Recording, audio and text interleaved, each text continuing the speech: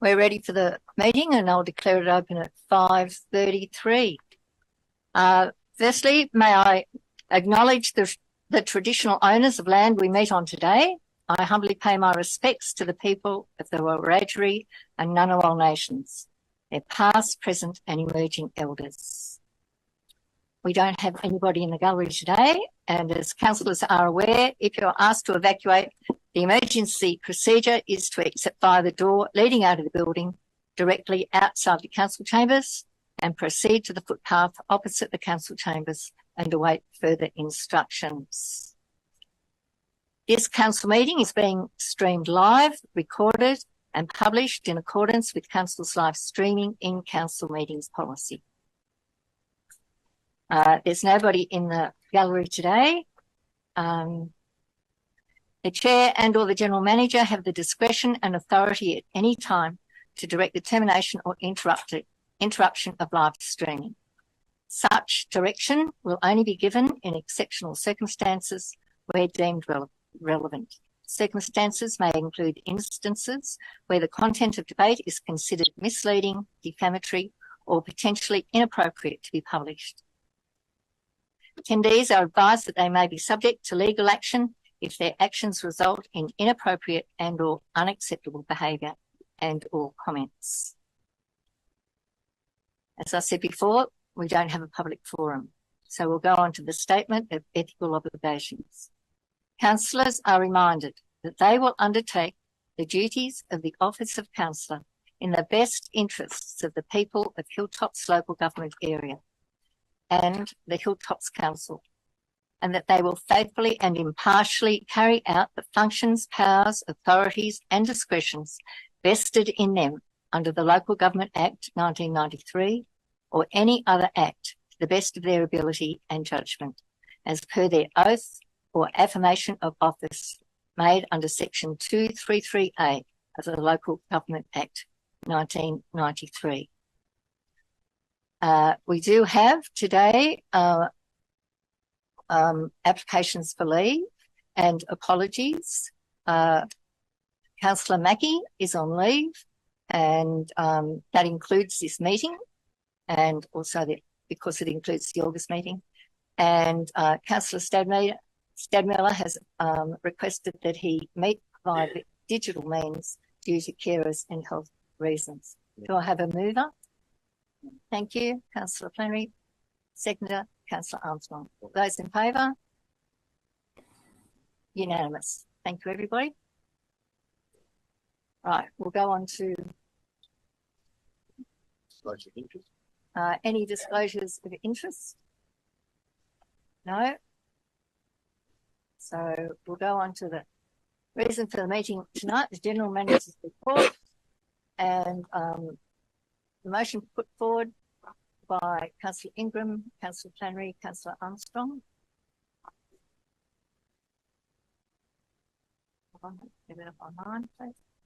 Thank you. To amend Resolution 23/170, Community Engagement Program to inform a special rate variation application decision. The motion that Council amend Council Recommendation 23/168 resolved as 23/170. Note the Community Engagement Program to support Council's deliberations in November 23 on whether to lodge a notice of intent to apply for a special rate variation. The recommendation that Council amend Resolution 23/170 as follows. A. Note the Community Engagement Program, which is to exclude the establishment of a community reference group to support Council's deliberations in November 2023 on whether to lodge a notice of intent to apply for a special rate variation. Thank you, Councillor Flannery. Do I have a seconder? Thank you, Councillor Armstrong. Councillor Flannery, would you like to speak to the motion? Oh, pardon me, Councillor Ingram. No, you moved the motion. No. Sorry, I think it's moved by Councillor Flannery, which is why the confusion. I'm sorry. Yes. Councillor Flannery, would you like to talk to it first? I suspect. Thank you, Madam Mayor. Well, the motion's the amendment is pretty straightforward in that the aim is to have a special rate variation considered by councillors in the role that we play and to remove the community reference group.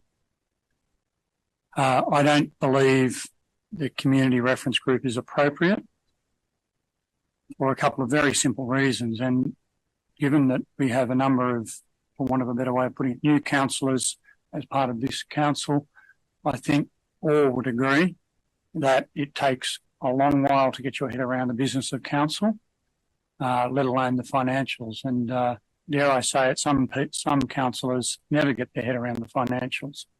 I think to have a community reference group that are to go out into the community after 3 meetings and espouse the virtues of a special rate variation is simply irresponsible comes to mind, but I think dangerous is probably a better word. There is just no way known that a group of 24 people can fully understand council's financials, what's happened over the last 6 years, and then be sufficiently informed to advise council and the community on what should happen. Clearly, the executive believe that a special rate variation is required. I'm yet to be of that view. But in any event, if a special rate variation is to be applied for, the executive, the staff should come to councillors with why they believe it's needed, what the facts are, and we, as the elected community representatives, should debate the pros and cons of that. And that's where it should start and that's where it should finish. And I think all of you need to consider why you stood for council and the responsibility that you took on as a councillor. And every meeting we seem to have this statement of ethical obligations. I don't know whether it's mandatory or not, but I think the ethical obligation you have is to represent the community when you stood for council and to make decisions and to expect staff to come to you with the facts and then you vote on it. Thank you, Councillor. Would someone like to speak against it? And then I'll ask for somebody for it against. Councillor Dodd. I'd like to speak against it. I think community consultation is very important. We all agree on that. It lets us as councillors be aware of points of view that we wouldn't otherwise have considered. And in the waste consultation, there were some things that I would not have thought of without having that opportunity for people to speak. But this style, this community reference group, I believe it's important for the following reasons. I did some research into best practice consultation. And firstly, genuine consultation, you consider the real world impacts of policy. And for us, it leads to better outcomes and a greater understanding of the outcomes. And it's especially important for people who may be adversely affected by this policy. Best practice consultation should start early so that problems can be identified. And this is a complex issue. So we need to have meetings where people go, we need to have a group where people go to more than one meeting so they can get an understanding, they can be well informed, and they can give a considered response. Needs to be broad-based, many different groups represented. This will be. Needs to be accessible, and part of that is that this complex subject matter needs to be able to be understood by people. And so I believe staff have the capacity to make it understandable within those 3 or 4 meetings and present it in easy to understand language. Needs to be a transparent process and comprehensive. And we as councillors have the opportunity to be part of the same process. But just for councillors until we meet together for the last meeting. That means that people in the community reference group feel they can provide any feedback or input, and that's important. That's why it's important that we are not there. And I have trust in our staff that they will present the same thing to both groups. It needs to be not rushed. This won't be rushed. People have the opportunity to go to more. We'll go to 3 groups. They will have 3 opportunities to get their heads around this, and it is complex, and I understand that, but I believe it can be made understandable. And lastly, consultation is a means. It's not an end. It's a way to improve decisions, and I believe this will improve decision, and to provide advice. This is an advisory group. They are not making a decision. It's not their job to make the decision. It is still our job as councillors to make that decision. This is just a way to get a better decision. Thank you. Thank you, Councillor Dodd. Another councillor? Anybody like to speak for the motion? Happy to speak for the motion, Councillor. Madam Mayor. And with all due respects to Google, I didn't look up Google. My thought process is my thought process of experience in working with a complex matter like this. I think I stated before that I'll just touch on the point mentioned just then about trust. Well, trust is a two-way street. When you decide to handpick community members and engage further volunteers to come on board to a select committee and lock councillors out, that tells me that someone's lost my trust. They don't trust me. It's a two-way street, councillor. And as I've stated, and I've stated in a public document, I find it insulting to my credibility and to fellow councillors' credibility. Integrity is something that I regard very highly. I might have a lot of faults, but lack of integrity isn't one of them. Back to the point that we're talking about, Councillor Dodd emphasised a couple of times about a complex issue, and been on council a couple of years now. Are all councillors in the room, yeah? Over our current financial position, the budgets, proposed sale of assets, long-term financial plan, the capital works program, staff restructure, all these things that were pointed out in the 6-point document back in October 2021. It's a big job to take in. We've had a couple of years with this new council, and they expect council to go to a special committee to take it all in 3 meetings. Besides that, anyone who thinks that they won't be volunteers, download our volunteer application form. They'll be considered as volunteers.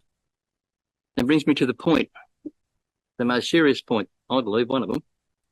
We talk about risk, and every item that comes to council, it has a risk section at the bottom of it. This committee is all risk. The concept of this committee is all risk and no reward. If someone on this hand-picked committee was to suffer emotional or mental stress or financial stress because of their involvement with this committee in regards to a matter such as contentious as a special rate variation, that would land back in our lap. Hilltops Council. One thing for sure, we can't afford it and we definitely don't need it.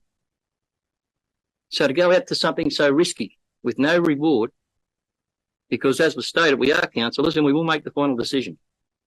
Now, I haven't waited till this meeting or the last meeting to be talking to members of the community that I talk to in regard to SRVs. I've been talking about it for ages and about what might happen. I've made public documents about it. It's been out there for a while. Staff proposed to hold over 20-odd meetings in regards to this matter with all the community and some major meetings in the 3 major towns, in the big halls, I presume. Well, I shouldn't, not to presume, but I presume they will. And pop-up stalls. There will be that much opportunity from community members who want to engage in this and try to get as much intake as they can. The opportunity will be everywhere. If council think that they need to handpick some people, well, write them a special invitation to all these meetings. And if they're that engaged in it, they'll attend. I just can't see why. And I note on a podcast from one gentleman who said he was asked and declined the invitation. He sees the risk involved in it to himself and to his family. So I'd imagine that there would be a lot of other people who would think the same. The process at the end of the day, I'll stop clicking that pen. The same result will come to council and we will make a decision that we're elected to. We were made the committee at the last local government election. We were elected by the people of Hilltops. Why you'd want to go out and handpick a Clayton council to try and override something that council will make a decision about, an informed decision. When we find out the information, we took Councillor Lord said it needs to be prepared and well in advance. Well, something will happen shortly, I suppose, but up until this point, we as councillors have received nothing in regards to any advice or information as to what this special rate variation might look like in terms of raising it, over what period, how much it would be, what it would solve, what it wouldn't solve, levels of service, all those things that you need to have a look at. We haven't got them yet. So I just don't know when it's going to be available to us, let alone to inform a hand-picked community reference group. I just think it is one step that doesn't need to happen. The rest of the consultation, as I said before, is good and logical sense and it has to be done, and appreciate that. And it's important that we all mingle with the community and get their opinions on what they think about it. But ultimately, it will come back to us. And I think this is full of risk and no reward. So thank you for taking your time to listen to me. Thank you, Councillor Ingram. Another councillor, anybody you'd like to speak against? Yes, can I? Yes, Councillor. Yeah, I'm a bit concerned about this, and I'll speak against it just for the sake of having my opinions raised, because as a councillor, when I try and make decisions, I try and get the best broad-based research that's available, because that's what's valuable. When we come to a decision like this, we're going to look at all the submissions from staff, the submissions from the community, from reference groups, whatever, from workshops, and we will and must evaluate them. And that's the job of us as councillors. But out in the community, there's expertise which is beyond the expertise of the council. And getting their experience and expertise to assist us is a really positive thing. And I agree with Councillor Ingram that coming through the workshops will be positive. They'll come through there. But is it the fullest and deepest advice that we can get? Now, there have been some concerns raised about people, sort of members of the community, misusing the information. I don't think that will happen. I trust the members of the community to use the information and treat it appropriately. I have confidence in the executive and the staff to outline these issues to the community group and answer questions and queries honestly. I believe that we'll get the same information presented to us. We haven't received it yet, as Councillor Ingram clearly said, and I'm looking forward to it, the hours and hours that's going to spend going through all of that to try and make sense of it. Now, I do speak to members of the community, but I speak to members of the community I know, and it's almost a self-select group, because it's people who are in the same sort of interests I have, and the same sort of sporting interests and the same sort of professional interests I have. It's not a full view of the Hilltops community, and I need to get that view from a broader range of people than I can just find in my normal daily business. I need to have a full range of views. I believe senior staff, whether they reside in Hilltops or not, would, as part of the position they have as professionals, a good insight into the variety of community members in the area, and as such would be very capable of ensuring that the committee would canvass the wide range of opinions available. As Councillor Flannery said, it's difficult to understand these financial information. I'm very much not over it all yet, and I expect it'll probably take me a few more years to get over it if I'm still here. So it's important to get as many views on the financial situation from those financial experts who are outside, who have some view on this. I know that when we get to it, the staff, the whole staff that speak to us will present the facts. But it doesn't matter who speaks to us, whether it's a community group, whether it's a workshop, whether it's staff. We have to listen to their views. We do not have to agree with them. We do not have to take them on board. That's the decision I will make as a councillor. I will listen to all the views. I'll take on the ones that I believe are appropriate, and I'll make my decision appropriately there. I'm voting against this motion because I believe we need a broad base of information. Thank you. Thank you, Councillor Fitzgerald. Look, we have had 2 for and 2 against. If I put it to the vote. I am. You're right. I'll take up my right to yes, Councillor speak again. I put it to the councillors in this room, be they school teachers, former school teachers, business owners, whether they would think it's prudent for me to come along and say, your kids aren't very attentive. I might get a consultant in that knows nothing about teaching, nothing about the rag trade. They can listen for 3 lessons, and then they're going to tell you how to run your classroom or your business. You think you'd think that was a very good idea? Gee, I think the teachers' union, they'd be all over this. I think they'd think, how appalling, how dare you? And that's what you lot think is a good idea. You stand for council and then you stand aside. I think that is pretty poor judgment. Community consultation. No one is saying we shouldn't have community consultation. And I can promise you, you only had to listen to the pet policy to know that we'll get plenty of community feedback. I'm already getting it. Councillor Fitzgerald said that he's looking forward to getting feedback from people he doesn't know from his own little bubble, that don't live in his own little bubble. I've had plenty of feedback from people who don't live in my bubble. I've had emails, I've had phone calls, most of them from people I don't know, following my letter in the paper and last month's business paper. You'll get plenty more of it. Some of you won't be here to actually vote on the special rate variation if it gets put forward in magnitude. An informed or transparency. Councillor Dodd talks about transparency. Well, we're being locked out of the room and not being told what material's being provided. It doesn't strike me as transparency. That strikes me as a cover-up. An informed decision. If we don't know what material they're being provided, how do we know they're being provided with an informed decision? I put it to council 12 months ago to the general manager and the chair that we needed to have a meeting, powwow, and see if we could cut expenditure by 10%. And I think I got shouted down. I got told that there was a October 21 resolution of council that was dealing with budgetary problems. A 10% cut on a $60 million budget.